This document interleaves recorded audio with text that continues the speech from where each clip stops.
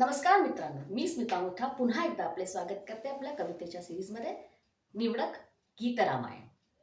मित्रांनो, शरयू तीरावर वसलेली अयोध्या नगरी सर्वार्थाने समृद्ध संपन्न होती. प्रजा सुखी समाधानी होती. परंतु प्रजेला सर्व सुखाने न्हाऊ घालणारा राजा दशरथ निपुत्रिक होता.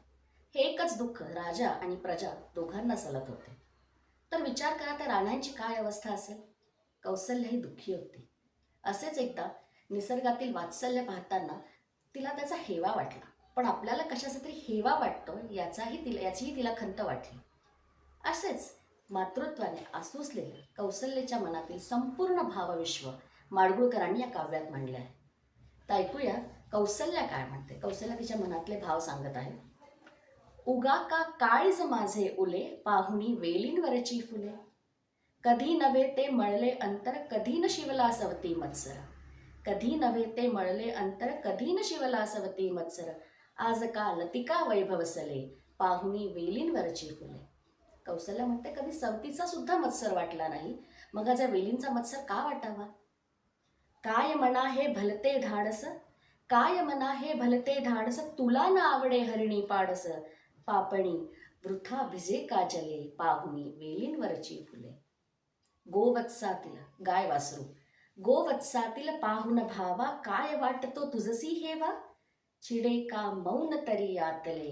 पाहुणी वेलींवरची फुले. कुणी पक्षिणी पिला भरविते, कुणी पक्षिणी पिला भरविते. दृश्य तुला ते व्याकुळ करीते. काय हे विपरीत रे जाहले, पाहुणी वेलींवरची फुले. पुन्हा एकदा तिला आपलीच बाजू बरोबर वाटते. स्वतःशी कशास चोरी, वात्सल्याविण अपूर्ण नारी. स्वतःशी कशास चोरी, वात्सल्याविण अपूर्ण नारी. कळाले सार्थक जन्मातले, पाहुणी वेलींवरची फुले. मूर्त जन्मते पाषाणातून, दगडातूनही मूर्ती जन्माला येते. मूर्त जन्मते पाषाणातून, कौसल्या का हीनशिळेहून. कौसल्या पाषाणापेक्षा हीन आहे. मूर्त जन्मते पाषाणातून, कौसल्या का हीनशिळेहून. विचारे मस्तक या व्यापिले, पाहुणी वेलींवरची फुले. गगन आम्हाहुनी वृद्ध नाही का, गगन आम्हाहुनी वृद्ध नाही का. त्यात जन्मती किती तारका. गगन आम्हाहुनी वृद्ध नाही का, त्यात जन्मती किती तारका. अकारण जीवन हे वाटिले, पाहुणी वेलींवरची फुले. पाहुणी वेलींवरची फुले.